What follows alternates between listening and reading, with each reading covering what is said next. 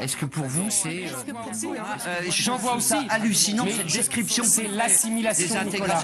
Parle de l'assimilation. Non, l'assimilation est morte il y a 30 ans. Pour la majorité, 2/3 des interrogés, la laïcité est acceptée et la loi de la République placée au-dessus de la loi religieuse. Très inquiétant, 43% des Français s'inquiètent de la place grandissante de l'islam dans notre pays. Tous les musulmans ne sont pas des terroristes en puissance. Et quand je vois ces dernières semaines, les unes de l'Express, Le Point, Marianne, Valeurs Actuelles, cet islam sans gêne, la peur de l'islam, les convertis d'Allah, pourquoi l'islam fait peur, on en a une toutes les semaines, le Parisien qui nous a... Horizon d'Islam, un programme qui vous est présenté par la MTA Internationale. Très chers amis du monde francophone, assalamu alaikum wa rahmatullahi ta'ala wa barakatuhu. Bienvenue aux téléspectateurs qui nous regardent aujourd'hui par satellite, les personnes qui nous regardent sur YouTube. Bienvenue à tous à Horizon d'Islam. Vous connaissez l'émission depuis maintenant quelques années, cette émission qui avait pour principe de présenter les véritables enseignements de l'islam. Il y avait des questions qui avaient été posées. Mais depuis un certain moment, on a été absent à cause justement de la crise du coronavirus qui a ravagé une partie du monde. On a été dans le confinement et malheureusement on n'a pas pu se présenter en direct. Aujourd'hui on est en direct avec vous et aujourd'hui on a réfléchi, on s'est dit on va parler de sujets d'actualité. Alors évidemment les personnes qui nous ont pas regardé durant le confinement, qui ne pouvaient pas regarder sur YouTube et sur MTA français, ils devaient regarder les émissions sur MTA 1 ou MTA africain. Lors du confinement, on a vu une émission qui s'appelait Omar répond et les personnes ont vraiment apprécié le format de l'émission qui était un format que les gens ont trouvé assez intéressant. Les gens pouvaient poser leurs questions en direct sur le chat YouTube et on répondait directement aux questions et il y avait des intervenants dans le studio, mais c'était en France. Alors aujourd'hui, je suis tout seul dans le studio comme vous pouvez le voir, mais il y a des personnes qui sont par Skype. Et avant de les introduire aujourd'hui, je vais vous dire qu'on va parler de deux sujets très intéressants. Le premier, ça va être George Floyd, parce que ça a été quand même dans l'actualité, tout juste après le déconfinement en France en tout cas, ou même dans les pays occidentaux. Et le deuxième sujet, ça va être Éric Zemmour, parce que Éric Zemmour, on en a très peu parlé dans nos émissions, et aujourd'hui, on va se concentrer aussi sur lui. Alors, avant de parler des sujets et avant de parler des intervenants, je voudrais rappeler aux téléspectateurs que vous avez la possibilité de nous écrire, soit sur le chat en direct de YouTube, soit par WhatsApp, parce qu'on sait que ce n'est pas évident pour les téléspectateurs africains. Vous pouvez nous contacter sur WhatsApp sur le numéro qui s'affiche à l'instant. C'est plus 44 7 36 52 57 71 17 si je ne me trompe pas. On a aussi YouTube, sur lequel vous pouvez venir. Normalement, c'est MTA français. Si je ne me trompe pas, je pense qu'il y a une petite erreur dans le graphisme. Mais vous allez sur la chaîne MTA français et vous allez voir l'émission qui est en direct. Vous pouvez nous écrire directement dans le chat et Inch'Allah, on va essayer de prendre ces questions, on va essayer de les poser à nos intervenants. Même si la priorité aujourd'hui, c'est quand même les sujets qu'on a choisis, on a préparés pour vous. On va quand même prendre quelques questions. On va essayer de se conformer au format Omar répond à partir de maintenant jusqu'aux prochaines émissions d'Horizon d'Islam. Alors pour présenter mes intervenants aujourd'hui, on a avec nous Asif Arif qui est avocat. Et il est avocat au barreau de Paris. Il est aussi l'auteur d'un livre qui a été publié, je crois que c'était en France. Et le livre s'intitule « Être musulman en France ». Merci beaucoup Asif Arif d'être avec nous dans le studio. Merci beaucoup. On a aussi Omar Ahmed Saheb qui est aussi par Skype. Et on le connaît très bien, Omar Ahmed Saheb. En tout cas, les francophones qui nous ont suivis durant le confinement le connaissent très bien. Prédicateur de la communauté musulmane Ahmadiyya de France, pardon. Il est aussi l'un des responsables pour la francophonie à MTA International. Merci beaucoup à Monsieur Omar d'être présent. Aujourd'hui, on va parler de deux sujets, comme je l'avais dit au début de l'émission, George Floyd et Éric Zemmour. Mais on va commencer par George Floyd. Alors, George Floyd, on sait très bien ce qui s'était passé. Ça a attisé une très grande frustration par une partie de la population, non seulement en Amérique, mais aussi dans les pays occidentaux. Et justement, on va parler de ce sujet, puisqu'on l'a abordé dans les émissions comme Omar répond, brièvement. Aujourd'hui aussi, on va en parler brièvement, mais on va l'aborder particulièrement sous un autre angle. Et je vais commencer par Monsieur Omar Ahmed. Monsieur Omar Ahmed, qu'est-ce que vous pouvez nous dire déjà par rapport à cet incident, ce qui s'était passé. En tant que musulman aujourd'hui, comment est-ce qu'on doit se positionner si quelque chose se passe comme ça s'est passé dans le cas de George Floyd? Qu'est-ce qu'on doit faire? Comment le musulman, est-ce qu'il a le droit de militer ou comment est-ce qu'il doit réagir, Monsieur Omar? Assalamu alaikum wa rahmatullahi wa barakatuh. Tout d'abord, merci de m'avoir invité dans cette émission d'Horizon d'Islam. Et le sujet que vous avez choisi est un sujet effectivement très important, très intéressant. Et bon, malheureusement, il ne s'agit pas d'un incident, mais d'un épisode assez grave qui s'est passé puisqu'il y a eu mort d'homme. Et ce que je tiens à dire d'emblée, c'est que lorsqu'il y a mort d'homme, c'est pas une race, même si aujourd'hui on peut parler, les gens disent qu'il n'y a pas de concept de race, on va dire plus précisément, c'est pas un groupe ethnique ou une minorité qui est victime justement de cette disparition qui doit réagir, mais en réalité c'est l'humanité tout entière qui doit justement se lever comme un seul homme et dire son désaccord, manifester sa désapprobation et faire en sorte que les choses qu'un tel acte ne se reproduise plus.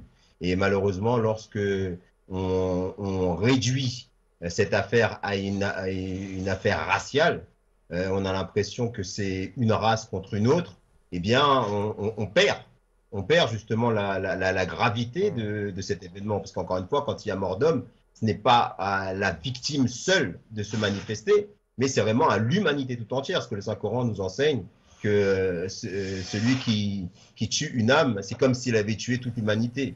Donc c'est un verset qui est vraiment fort à propos dans ce cas-là et qui montre qu'il est une obligation à toute l'humanité de se lever et de crier son indignation. Mais maintenant, comment le faire? Qu'est-ce qu'il faut faire pour pouvoir se manifester? Est-ce que faire des manifestations? Est-ce que sortir dans les rues, sachant que c'est souvent l'occasion de débordements, c'est souvent un prétexte qui est utilisé par des personnes qui ne viennent pas pour justement manifester leur indignité, mais pour profiter justement de cette occasion-là, pour manifester toute leur haine, pour manifester toute leur frustration, profiter pour piller des commerces, pour semer le désordre. Et ça, l'islam ne l'encourage pas du tout.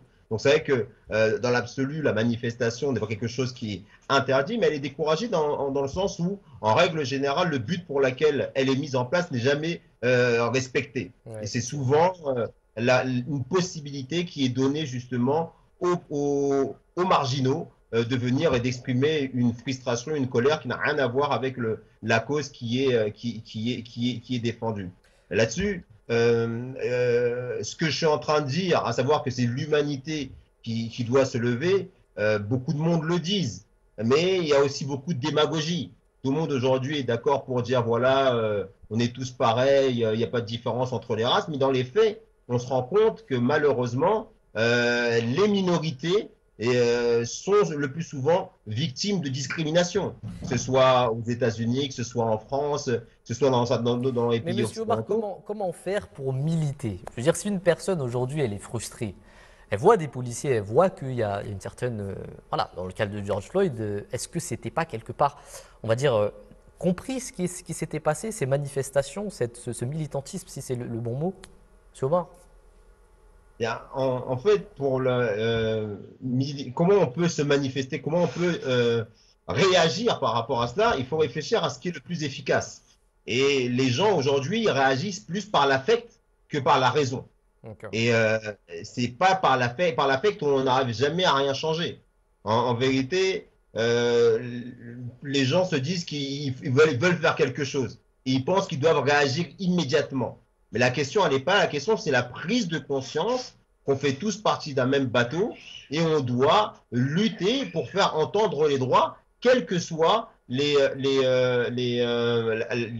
couleur à laquelle on appartient, la religion, la culture à laquelle on appartient. On doit le faire en défendant la justice. Et pour cela, il est important de s'instruire, il est important de participer au jeu démocratique. Combien de fois les minorités s'indignent par rapport à des exactions dont elles sont victimes, mais combien parmi ces minorités justement participent au jeu démocratique, combien s'inscrivent dans les listes électorales, combien manifestent leur voix, leur façon de voir la vie, leur façon de voir la société, leurs idéaux pour un certain changement dans la vie sociétale.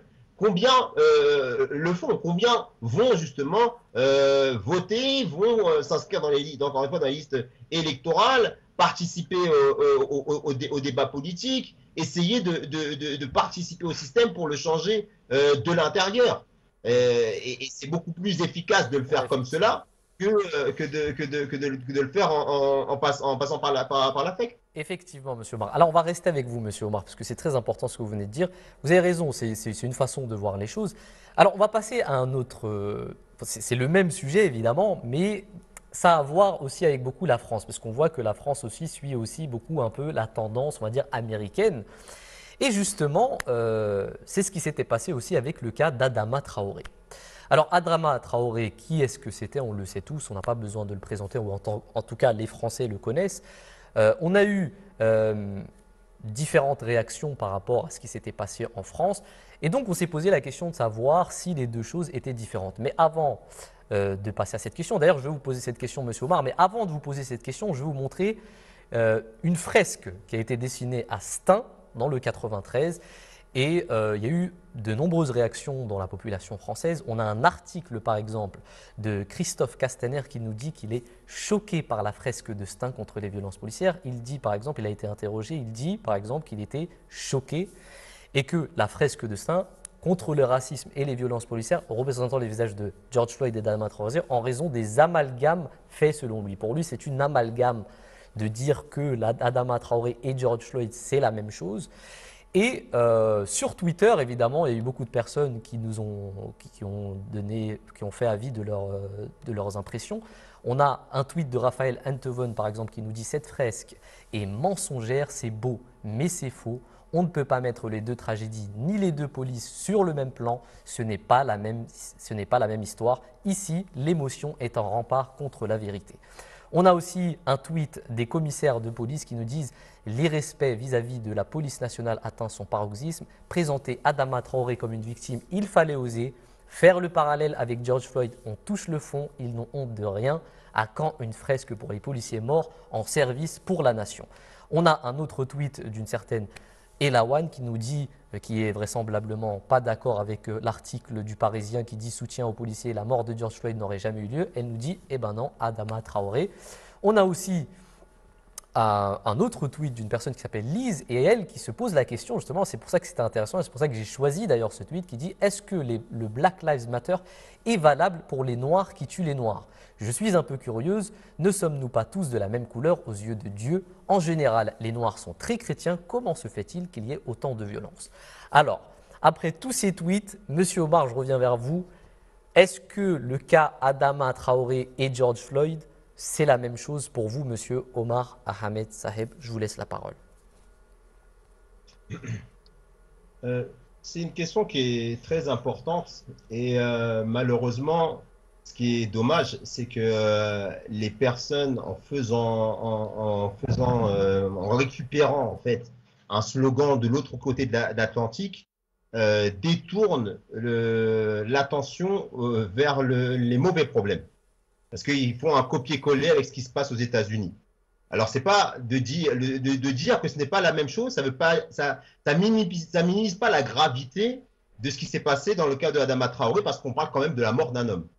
Mais à mon sens, on ne peut pas comparer les deux choses. Là, je suis un peu d'accord avec ce que dit Einthoven, dans le sens où ce n'est pas les mêmes histoires.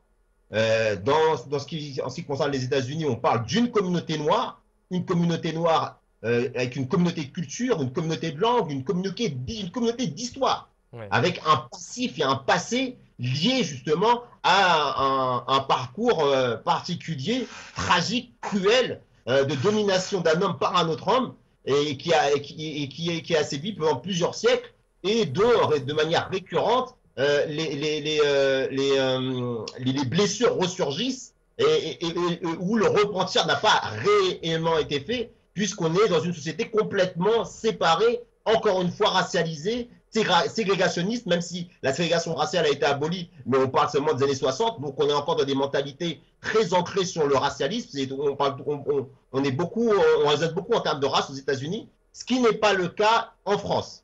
Mais pour autant, la France n'est pas mieux lotie en termes de gestion de ces minorités. aussi bien il y a des injustices aux États-Unis vis-à-vis des minorités, pas seulement des Noirs. On peut citer ici les Latinos qui sont aussi victimes d'injustice. Parce qu'on est dans une société qui a régi selon le rapport de la loi du plus fort, en réalité. On a beau être au XXIe siècle, on n'a toujours pas évolué, en fait. C'est vrai qu'on n'est plus dans des formes de domination qui passent par l'esclavage ou par la colonisation, mais on est dans une forme encore de domination qui passe par celui qui détient le capital à tous les droits, et celui qui n'a pas de capital, il en a moins. Et on voit de manière récurrente à chaque fois des problèmes liés à cela. Je caricature un peu, mais en réalité, si vous y réfléchissez bien, c'est la situation telle qu'elle prévaut, que ce soit en France ou aux États-Unis. La France, elle a cette tendance à souvent pointer du doigt la mauvaise gestion des minorités des autres nations, en disant que de leur côté, par rapport aux Afro-Américains, par exemple, ils ont été beaucoup plus tolérants. Par exemple, on cite souvent le cas du premier pilote noir américain qui avait une vie de pacha en France et à qui on a déroulé le tapis rouge, qui a participé à aider l'effort militaire pendant la Première Guerre mondiale, je crois, ou la Seconde Guerre, je ne sais plus, et qui a été honoré pour cela en France. Alors quand il est revenu aux États-Unis, il était redevenu un citoyen de seconde zone. Ça, c'est vrai par rapport aux minorités des autres. Mais en ce qui concerne la France, quand on regarde l'attitude de certains politiques, et même jusqu'au chef de l'État, je pense ici à Sarkozy, où il n'y a pas si longtemps de cela, quand il était président de la République, il avait osé dire au Sénégal, à Dakar, que l'Afrique n'était pas assez entrée dans la civilisation. Donc, donc certes, il n'y a pas un système ségrégationniste ici en France, mais il y a une fausse bienveillance qui est teintée de paternalisme, qui entraîne le fait que les minorités se sentent un peu flouées et se sentent un peu victimes d'injustice. Alors certes, il est complètement maladroit et complètement inefficace, inutile de parler de Black Lives Matter. C'est pas ça qui va faire avancer les choses. Encore une fois, ça cache les vrais problèmes. Cette mort d'homme aurait dû pousser justement ceux qui en sont victimes d'interpeller l'humanité entière, la société entière, sur les problèmes des inégalités dont sont victimes les minorités. Et il n'y a pas seulement que les Noirs. Les Arabes, les Noirs, les Indiens, les Pakistanais, les Chinois, toutes les minorités aujourd'hui sont à plus ou moins grand niveau victimes de certaines formes d'injustice. Et ça devrait ouvrir le débat pour qu'il soit dépassionné et qu'on arrive à mettre plus de justice dans la relation entre les hommes. C'est ça que ça doit pour moi apporter comme changement, ce genre d'événements gravissimes où encore une fois on parle de personnes qui ont été tuées, parce que certains vous disent oui mais c'était pas un saint d'Adama Traoré. Ouais, mais est-ce que pour autant il aurait dû mériter la mort? On est dans un état de droit, il y a une justice, il y a des institutions qui sont là pour juger les gens et pour les punir de manière appropriée. Mais personne n'a le droit de prendre la justice entre les mains et de prendre la vie de qui que ce soit. On va revenir sur cette question. Ce que vous venez de dire, c'est très intéressant. Même s'il y a d'autres questions qu'on pourrait vous poser, mais évidemment, on n'a pas assez le temps. On va passer au deuxième sujet dans peu d'instants. Avant de passer au deuxième sujet, comme vous venez de le dire, Monsieur Omar, ce que vous venez de dire, on est parti interroger les gens dans la rue et on leur a demandé leur avis. Est-ce que George Floyd, est-ce que Adama Traoré, c'était la même chose? Est-ce qu'il y avait des similitudes? Et justement, on va regarder cette vidéo. Regardons-la ensemble et on va revenir au studio. Inch'Allah. Je vois des similitudes entre les deux affaires, oui. Si ça suffit comme réponse, mais je ne suis pas très informée sur la question, mais oui, il y a des similitudes en tout cas, oui. Non, pour moi c'est deux choses différentes. Déjà parce que la France, ce n'est pas les États-Unis, qu'il y a une sorte de racisme en France qui n'est pas le même qu'aux États-Unis et qu'il faut savoir traiter les mots aux bonnes racines. Voilà. C'est pour ça que je pense qu'il ne faut pas confondre la France et les États-Unis et un racisme envers les Noirs américains qui n'est pas forcément le même et qui n'est pas le même en France. Moi je pense que le débat il est le même sur le fond. Après sur la forme, les États-Unis aussi c'est beaucoup plus violent dans un sens, c'est que le port d'armes est autorisé, etc., et que c'est un vrai travail à faire pour les Américains autour de ça, etc. Comme nous, on a affaire en France. Après, je sais pas si on peut nous comparer aux États-Unis. Je pense que faut surtout qu'on vive avec notre identité, notre nationalité, etc. Je sais pas si comparer c'est une bonne chose, mais en soi, je pense que le combat il est le même sur le fond en tout cas. Alors, il y a une similarité, mais comparé aux États-Unis, quand on voit en fait les différents cas qu'il y a eu et les différents contextes, bah, pour ma part, ouais, il y a une similarité, mais c'est beaucoup plus violent ce qui se passe aux États-Unis. Quand on voit en fait la régression par rapport au côté racial, c'est assez important. Par contre, le cas qu'on a en France, oui, il y a quand même des similarités, mais que c'est moins puissant et c'est moins violent en tout cas. Donc ouais, je pense que c'est à peu près la même chose. Bon, on est sur des violences policières manifestement par rapport au faciès, par rapport à la race. Et l'engouement que ça a fait aux États-Unis, il a été forcément apporté ici. Et du coup, ouais, c'est la même affaire, mais comment dire, je veux dire que, pour moi, la réaction qui a été faite là, ces derniers temps par rapport à l'affaire Adama Traoré, elle est un peu, comment dire, elle aurait dû être faite au moment des faits, quoi, pas après avoir vu ce qui s'est passé aux États-Unis, etc. Tout le monde a des problèmes. Après, ce qu'il faut, c'est arriver à traiter, je dirais, les problèmes sociaux qui font que les personnes qui sont dans les milieux défavorisés, qui viennent généralement de l'émigration, ont du mal à avancer pour pouvoir avoir un travail, pour faire des études et avoir les mêmes chances que les autres.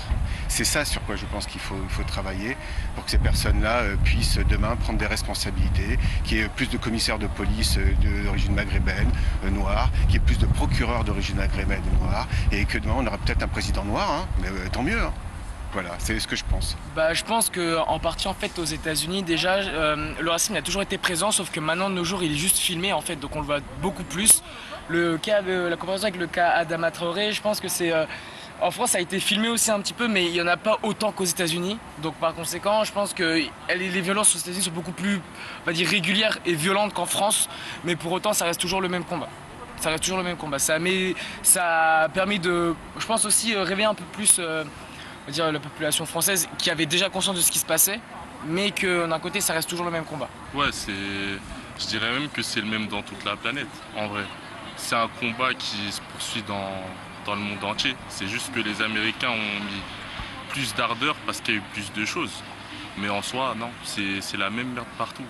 Dire aujourd'hui que c'est plus sensible dans un tel endroit, ça revient à dire que dans d'autres endroits, c'est la même chose, mais vu que c'est pas si fort, ça passe. Donc voilà. Moi, c'est ce que j'en pense. Donc tout le monde doit se sentir concerné. Si tout le monde ne se sent pas concerné, il faut que ces personnes-là se posent des questions. Pour moi, c'est deux contextes différents. Dans un contexte américain où les policiers américains sont habitués à faire des trucs comme ça, et c'est un pays connu pour la violence. Maintenant, la France, avant, c'était pas comme ça, mais là, la police a tendance à s'américaniser. Et là, du coup, je ne veux pas dire que ce sont deux cas similaires, mais ce sont des cas qui ont les mêmes effets.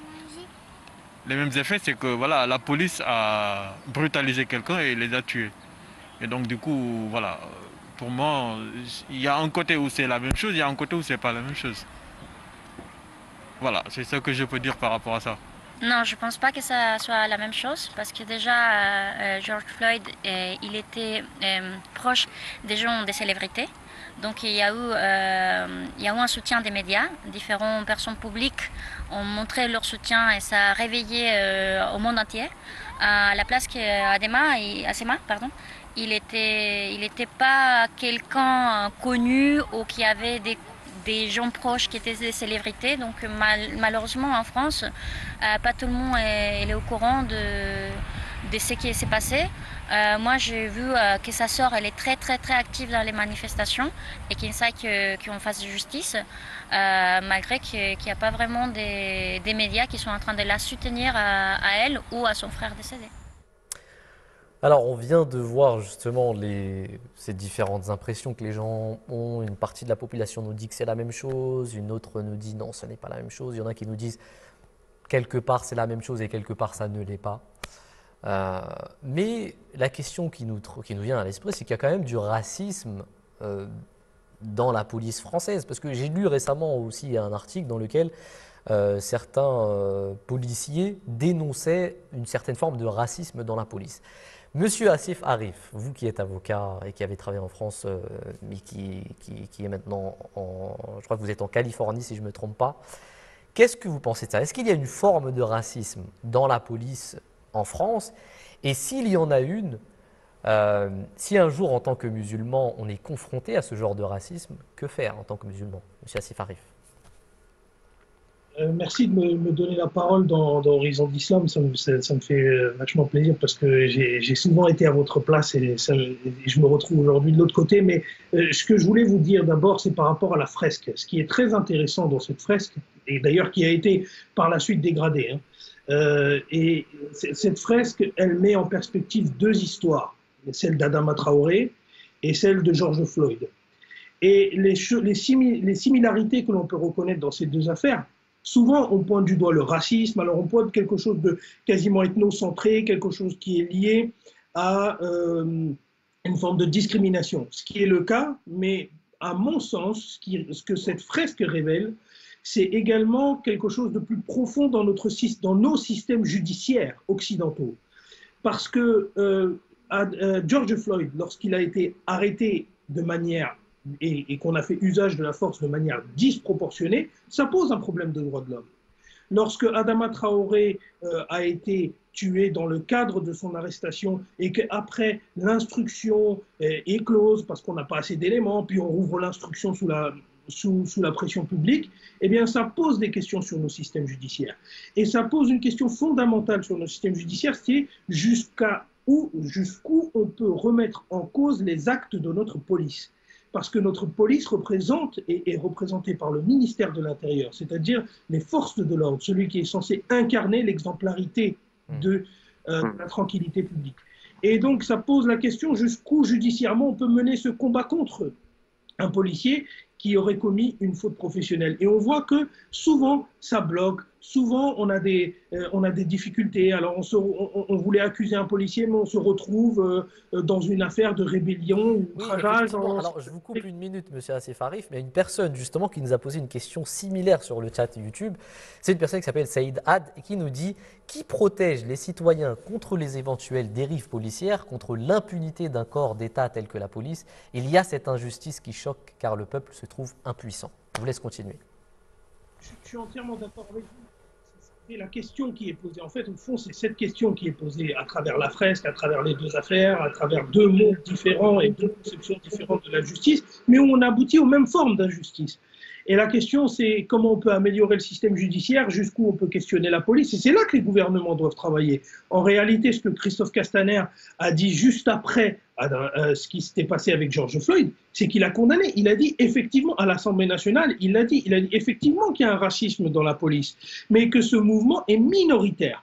Et que notre objectif, alors on l'a harpagué de tous les noms à cause de ça, on l'a insulté, etc. Mais il a dit quelque chose de franchement tout à fait sensé. Je ne suis pas ami avec Christophe Castaner particulièrement, mais ce que je veux vous dire, c'est que le gars est venu en tant que ministre et il a dit quelque chose de sensé. Il a dit il y a du racisme dans la police, c'est un phénomène minoritaire, il faut qu'on lutte contre ça, mais de l'autre côté, il ne faut pas qu'on dépeigne l'intégralité de nos forces de l'ordre comme des gens qui sont racistes et qui pratiquent les discriminations. N'oublions pas qu'il y a quand même beaucoup de gens issus de minorités qui sont également dans nos forces de l'ordre. Et puis, pour répondre à votre question sur le racisme dans la police, moi je crois que ce racisme il existe, il faut dire ce qui est, il faut arrêter de tourner autour du pot, là, de faire des grandes envolées lyriques et philosophiques autour du sujet. Enfin, il y a effectivement une forme de racisme au sein de la police. Maintenant, à nous de mesurer à quel point ce racisme est présent dans la police. Je vous rappelle qu'il y a quand même eu un reportage Arte qui a mis en lumière des dizaines et des dizaines de minutes d'audio insupportables sur des policiers qui ont utilisé les pires, mais c'est dégueulasse à quel point c'est raciste et ouvertement insultant pour les personnes des minorités de couleur, comme on veut, on peut utiliser n'importe quelle expression. Et ça montre qu'il y a un problème dans le système, qu'il y a une défaillance dans le système. Et la problématique à laquelle nous, on fait face, c'est qu'on est face à un État qui ne veut pas, quelque part, admettre qu'il y a des problèmes au sein de son système. Et le problème, c'est que ça reste, c'est une forme de posture d'arrogance, parce qu'on ne veut pas reconnaître, parce que si on reconnaît, on ne soutient pas les policiers. Parce que regardez, Christophe Castaner, il a pris la porte après, hein, après qu'il n'ait pas soutenu les policiers. Alors aujourd'hui, on voit Gérald Darmanin, ministre de l'Intérieur, qui va dès qu'il y a la moindre chose qui se passe, il est sur le grill comme si il allait partir et il allait lui aussi démissionner. Mais c'est un problème. Je veux dire, on ne devrait pas être poussé à la démission parce qu'on est en train de dire que dans le corps de la police, parfois, il y a des problèmes. Il suffit de régler ces problèmes, d'adresser ce problème à la population, puisque la population en est la première victime, et puis de faire en sorte qu'on puisse traiter ces questions de manière optimale, à savoir en mettant, par exemple, une des propositions qui est les plus claires et qui ont été faites et qui pour l'instant n'a pas été acceptée, et on ne comprend pas pourquoi elle n'a pas été acceptée, c'est de mettre des caméras sur les flics. Enfin, on ne comprend pas encore jusqu'aujourd'hui pourquoi aujourd'hui les officiers de police judiciaire n'ont pas des caméras pour filmer leur arrestation. Je veux dire, c'est une mesure ultra simple, on met des caméras partout dans toutes les rues pour surveiller tout le monde avec la 5G, etc. Ça va se démultiplier, mais on comprend pourquoi un officier de police judiciaire ne pourrait pas avoir sur son épaule une GoPro qui lui permet de procéder à sa vérification. De supervisionner un peu le travail des policiers, comme en Amérique d'ailleurs, oui, effectivement. On va revenir sur ce sujet, monsieur Asif Arif, on n'a pas beaucoup le temps, on va passer au deuxième sujet aujourd'hui, et on va rester d'ailleurs avec vous, Asif Arif. Le deuxième sujet, c'est ce fameux Éric Zemmour. Alors quand je dis Éric Zemmour, je suis obligé de sourire parce que, vraiment, des fois, on a l'impression qu'il fait exprès, on a l'impression que c'est une propagande médiatique et on a vu les propos d'Éric Zemmour récemment. Avant d'entrer dans ce sujet et avant de montrer ce qu'il a dit, parce qu'on va montrer quand même les extraits d'Éric Zemmour, je ne veux pas extrapoler ce qu'il a dit, je veux vraiment que les gens puissent entendre. D'ailleurs, la plupart d'entre vous ont dû entendre ce qu'il a dit sur CNews. C'était une émission, je crois que c'était le 29 juin. On va y revenir. Mais avant cela, j'aimerais rappeler aux téléspectateurs qui sont en train de nous regarder et durant les prochaines émissions d'Horizon d'Islam, pour les téléspectateurs africains, parce qu'on a reçu d'innombrables messages des téléspectateurs africains qui nous disaient on ne peut pas vous envoyer les questions sur YouTube. Vous avez le numéro WhatsApp, vous pouvez nous envoyer vos questions sur le numéro WhatsApp, parce que j'ai la plateforme devant moi. Vous avez aussi MTA Français, YouTube MTA Français, sur le chat, vous pouvez nous envoyer vos questions directement sur le chat. Évidemment, aujourd'hui, on donne priorité au sujet comme vous l'avez entendu, et on va passer maintenant au sujet d'aujourd'hui. Alors, Éric Zemmour.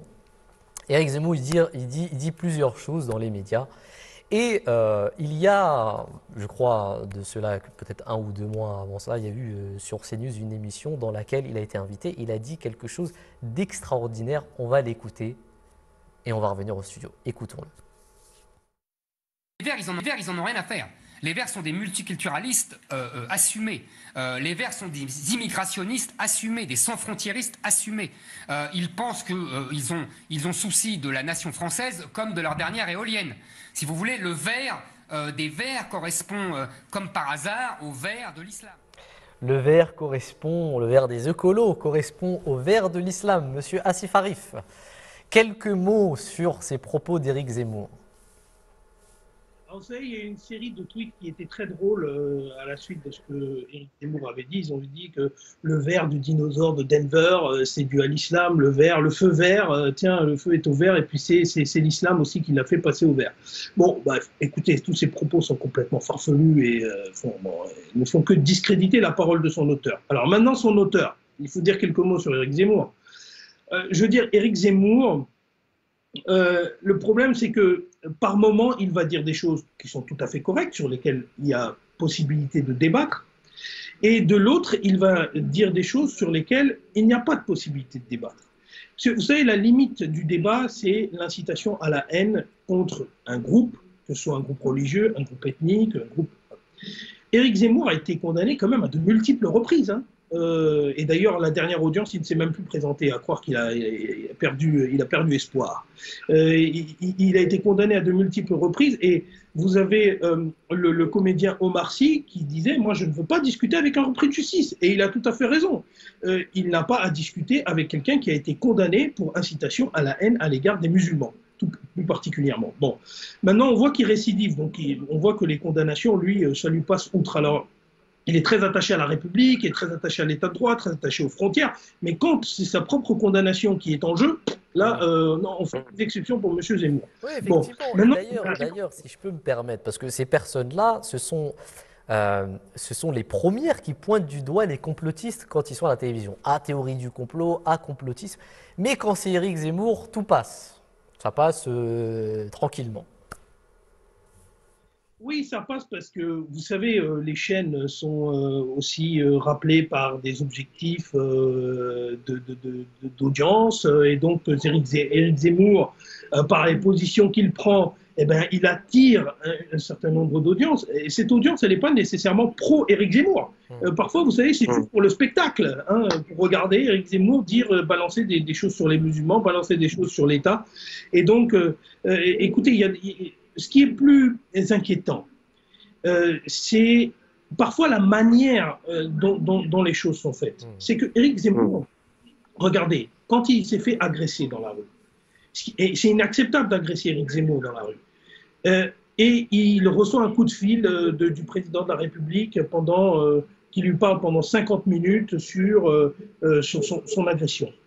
Maintenant, regardez tous les musulmans qui ont été offusqués par le vers de l'islam, c'est le vers des écolos.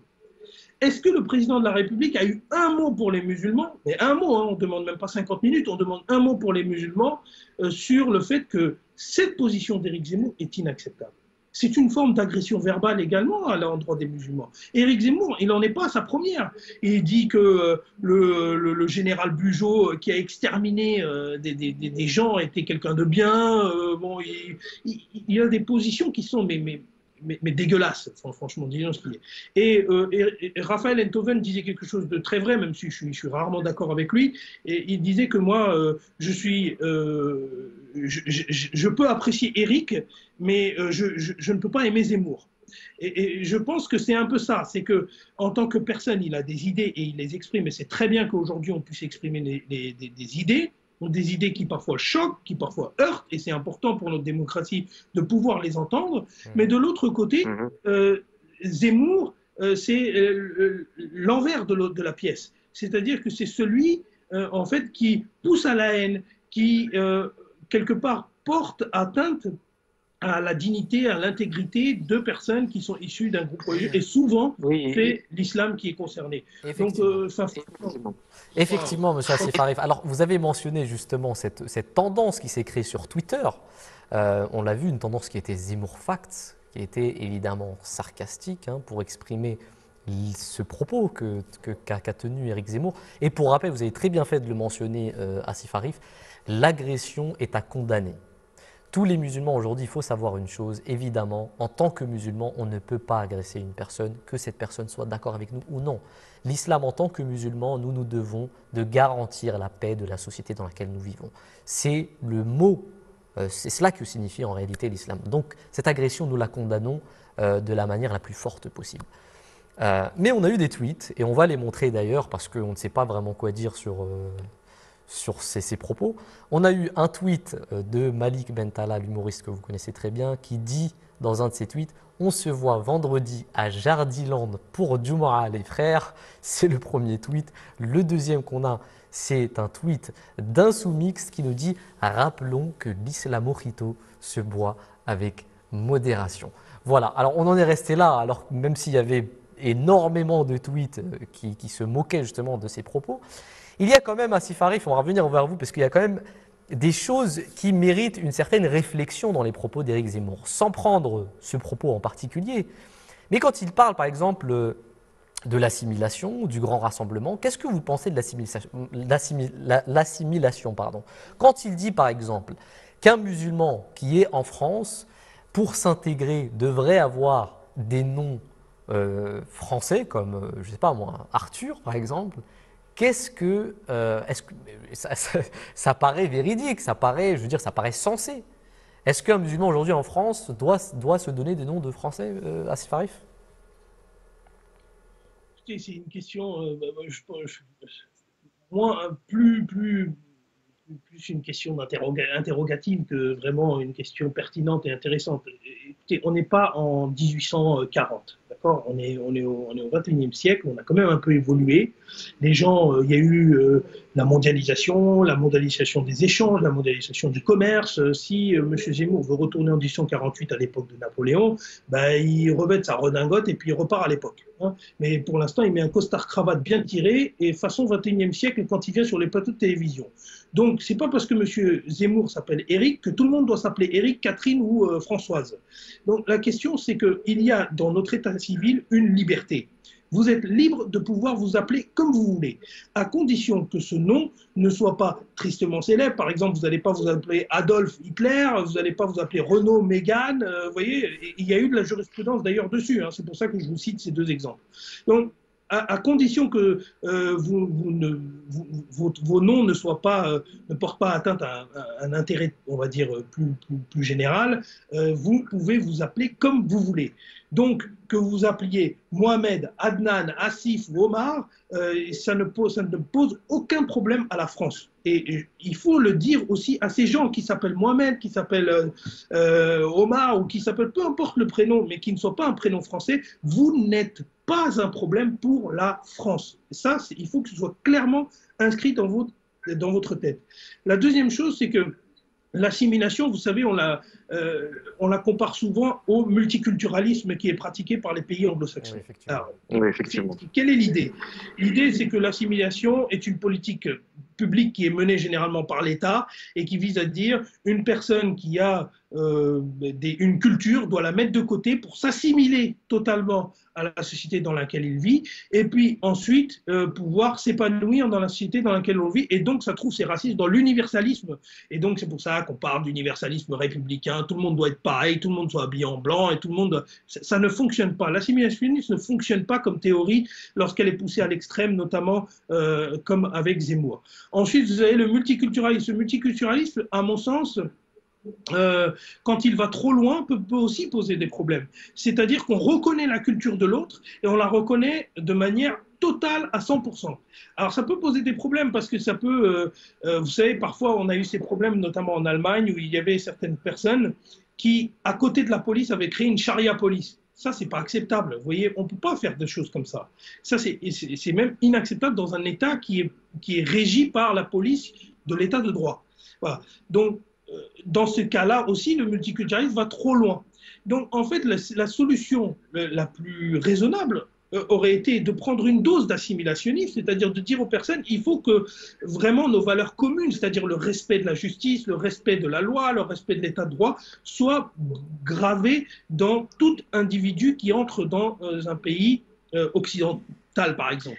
Et puis ensuite, par la suite, dire, mais en revanche, on n'abandonne pas vos cultures, vous pouvez ramener votre culture. Et je pense qu'aujourd'hui, le pays qui le matérialise le mieux, c'est le Canada. Parce que le Canada, lorsque vous allez notamment récupérer votre nationalité, ils vous disent, écoutez, regardez votre prochain, saluez-le, respectez et dites-lui quels sont vos points positifs, quelle est votre culture, et surtout ne la laissez pas chez vous, c'est ce que Justin Trudeau disait aussi également, c'est amenez-la dans notre pays parce que ça renforce notre patrimoine culturel. Et donc ça, c'est très... On va revenir vers vous. Merci beaucoup pour votre intervention. En tout cas, c'est très intéressant. Peut-être qu'un jour, on aura l'opportunité de parler de ce sujet avec plus d'ampleur. Monsieur Omar, est-ce que vous avez quelques mots à dire sur cette assimilation? On va vous laisser quelques minutes. On va revenir vers Asif Arif après. Monsieur Omar Ahmed. Je pense que Maître Asif a tout dit sur la question. La seule chose, c'est que moi, en ce qui me concerne, quand j'entends assimilationniste, ça renvoie un peu à quand même au racisme colonial, parce que c'était par ce biais-là que justement, c'est une connotation qui vise à faire croire qu'il y a une race qui est supérieure à une autre, et que parce qu'elle est supérieure, donc forcément, elle doit oublier sa culture et adopter la culture du vainqueur.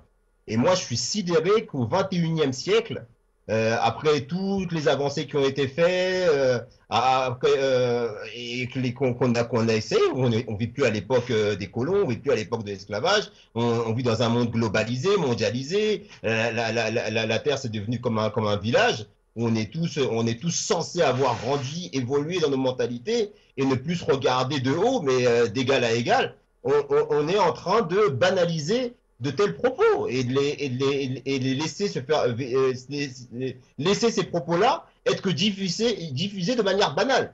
Si bien qu'à un moment donné, il y avait un artiste qui disait une chose que j'aimais bien, que je trouve qui est vraie. La parole raciste, c'est complètement libéré en France, notamment à cause d'individus comme ce personnage-là, qui comme l'a dit Asif Saab, c'est un repris de justice et pourtant on lui laisse une tribune pour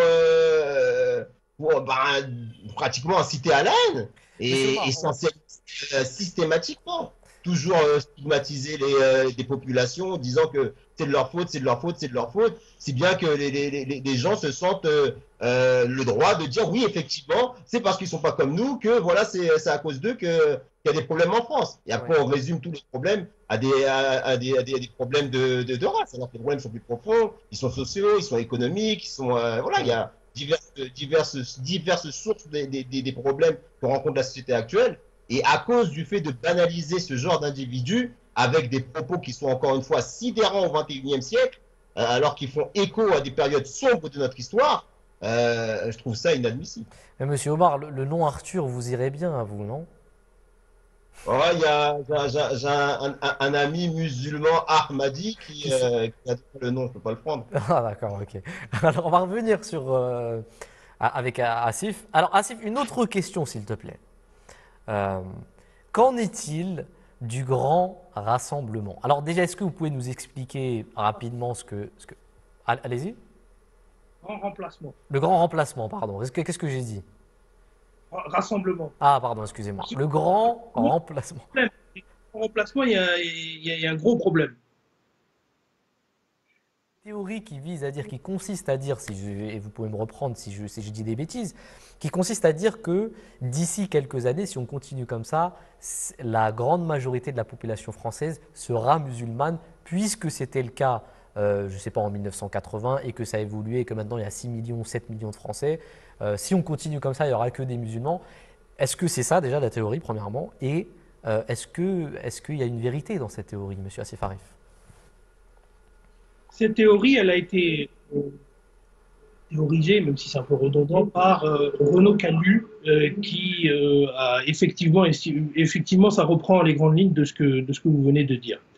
Mais il faut contrebalancer avec plusieurs éléments. D'abord, le premier, c'est que le grand remplacement fait aussi écho au livre récent de Michel Houellebecq. Je ne sais plus comment il s'appelle malheureusement, j'ai oublié le nom, mais dans lequel il met en perspective une personne qui serait issue d'un parti qu'il dit islamiste et qui arriverait au second tour contre Marine Le Pen. En gros, il dit voilà les deux extrêmes auxquels on aboutirait, et donc c'est toute une théorie, c'est une théorie du grand remplacement de manière un peu biaisée, mais c'est une théorie du grand remplacement. Il faut contrebalancer ces ouvrages avec un autre élément. Un ouvrage de Raphaël Liogier qui s'appelle Le mythe de l'islamisation. Et ça, c'est très important pour contrer le grand remplacement. Parce que ce que Raphaël Liogier, qui est sociologue, qui est professeur à Sciences Po Aix-en-Provence, dit, c'est que en réalité, le grand remplacement n'est qu'un grand mythe. Parce que c'est un mythe parce que d'abord, on ne peut pas considérer que les populations musulmanes telles qu'elles existent dans les pays musulmans et telles qu'elles existent aujourd'hui en France ont les mêmes aspirations culturelles, ont les mêmes aspirations d'état de droit, ont les mêmes aspirations que leur pays d'origine. Ça, c'est faux.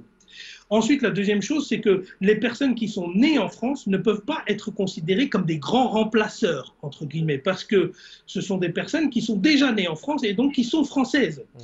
Ou ça renverrait à une volonté de refuser aux personnes qui sont nées en France mais de parents étrangers leur francité, ce qui serait incroyable.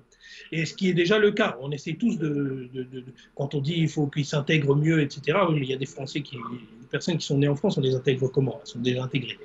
Donc, en réalité, on ne peut pas mettre sur la même perspective les mêmes éléments. Et ensuite, le grand remplacement va aussi jusqu'à dire que les Africains, les Maghrébins font beaucoup d'enfants, et donc comme ils font beaucoup plus d'enfants que les Européens, ils vont grand remplacer complètement nos petits-enfants blanc entre guillemets, puisque il y aura 8 enfants par foyer africain et maghrébin, et donc ça va complètement. Ça aussi c'est complètement faux, mais c'est un mythe total, parce que les études de l'INSEE et les études démographiques, et notamment Emmanuel Todd a écrit des livres franchement remarquables sur le sujet, et je vous invite vraiment à les lire. D'ailleurs, il y en a un qui s'appelle Qui est Charlie, qui est vachement intéressant sur l'évolution démographique, parce que c'est un démographe à la base, Emmanuel Todd. Enfin, peut-être pas lui, mais son ami, un ami avec lequel il a écrit quelques livres, est démographe. Et donc, en fait, ce qu'ils essayent de démontrer, c'est que en réalité, le nombre d'enfants se fait plus dans une corrélation avec l'éducation. Alors, les enfants issus de l'immigration qui sont nés en France font beaucoup moins d'enfants que leurs parents, qui sont dans leur pays d'origine, etc.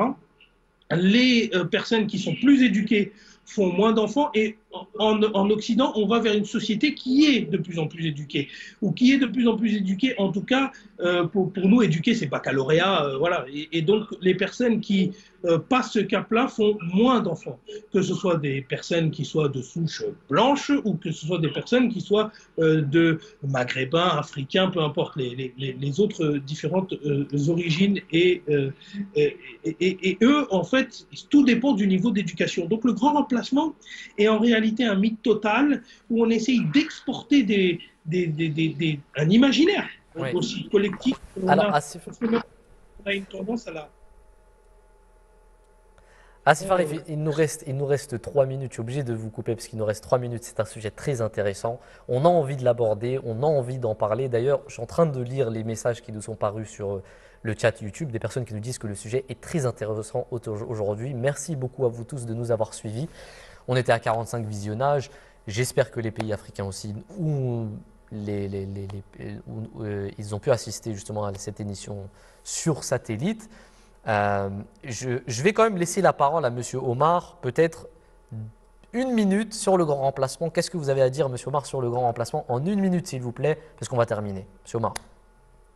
Oui, en fait, moi, la première réflexion qui me vient à l'esprit, c'est qu'aujourd'hui, les gens sont en train de dire, oui, il ne faut pas parler de race, le concept de race n'existe pas, il n'y a qu'une seule race, c'est la race humaine. Et à partir du moment où de tels concepts existent, comment ils peuvent parler de grand remplacement? Grand remplacement par qui? Par quoi? On est tous des êtres humains, donc et surtout, comme l'a si bien dit Asif Seb, les personnes dont il est question, souvent, ce sont des Français. C'est seulement parce qu'ils ont un faciès différent du faciès caucasien qu'on va dire qu'ils ne sont pas assez intégrés. Alors que même culturellement, ils sont français. Donc comment ils vont remplacer qui? C'est de la pure démagogie. Et encore une fois, je trouve irresponsable de la part du pouvoir médiatique de faire en sorte que des paroles aussi irresponsables et farfelues, parce qu'elles sont... Merci beaucoup, Monsieur Omar Ahmed Saheb. On va terminer avec ces quelques propos qui étaient très intéressants, le sujet d'aujourd'hui. On va y revenir. Alors, nos émissions Horizon d'Islam, elles vont avoir quelque peu ce format même dans les prochains mois. Donc, on aura des sujets d'actualité, on va essayer d'avoir. Donc, si vous vous intéressez à l'actualité, si vous avez des idées à nous proposer, vous pouvez nous écrire sur mtafrançais@mta.tv. Et les internautes qui nous regardent sur Omar Répond, vous savez très bien que vous pouvez nous contacter très facilement. Tous les dimanches, sur notre chaîne YouTube MTA Français, nous avons les émissions Omar Répond et on répond directement aux questions des internautes. C'est pour ça qu'aujourd'hui, on a quand même donné la priorité à nos intervenants et au sujet d'aujourd'hui.